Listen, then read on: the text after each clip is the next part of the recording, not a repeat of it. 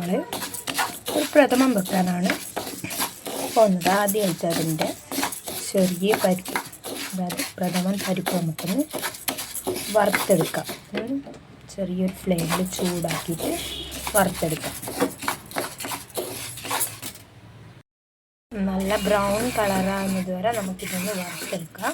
ഇനി നമുക്ക് ഈ വറുത്ത പയറ് ചെറുപയർ പരിപ്പ് ഇതൊന്ന് കഴുകിയെടുക്കാം.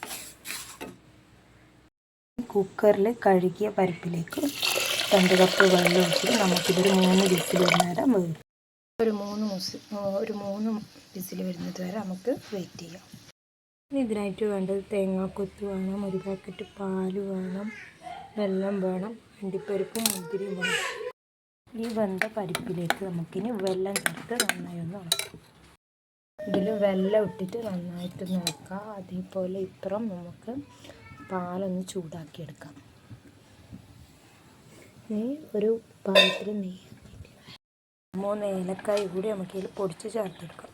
ഇത് അടി കട്ടിയുള്ള വേറൊരു പാത്രത്തിലേക്ക് മാറ്റിയിട്ട് ഈ വെള്ളം കുറുകുന്നവരെ നമുക്ക് നന്നായിട്ട് ഇളക്കിയെടുക്കാം. ശേഷം ഇതിലേക്ക് തിളപ്പിച്ച് വെച്ച് പാൽ നമുക്ക് ചേർത്ത് കൊടുക്കാം. പശു നെയ്യിൽ ഈ അണ്ടിപ്പരിപ്പ്, മുന്തിരി, തേങ്ങയും വറുത്തിട്ടിട്ട് ഈ പായസത്തിലേക്ക് നമുക്ക് ചേർത്ത് കൊടുക്കാം.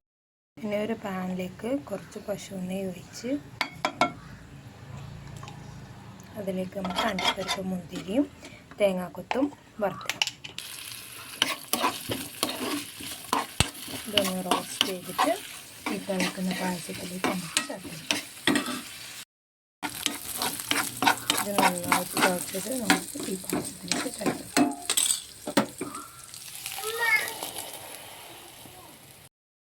നമ്മൾ പായസം ഇവിടെ റെഡി.